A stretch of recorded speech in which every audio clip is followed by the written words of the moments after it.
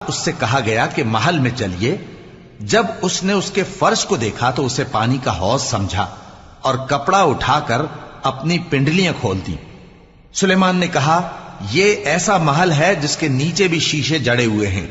وہ بول اٹھی کہ پروردگار، میں اپنے آپ پر ظلم کرتی رہی تھی اور اب میں سلیمان کے ساتھ اللہ رب العالمین پر ایمان لاتی ہوں۔ اور ہم نے سمود کی طرف ان کے بھائی صالح کو بھیجا کہ اللہ کی عبادت کرو، تو وہ دو فریق ہو کر آپس میں جھگڑنے لگے۔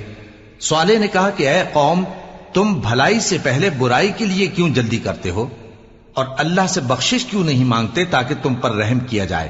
وہ کہنے لگے کہ تم اور تمہارے ساتھی ہمارے لیے برا شگون ہیں۔ صالح نے کہا کہ تمہاری بدشگونی اللہ کے پاس ہے، بلکہ تم ایسے لوگ ہو جن کی آزمائش کی جاتی ہے۔ اور شہر میں 9 شخص تھے جو ملک میں فساد کیا کرتے تھے اور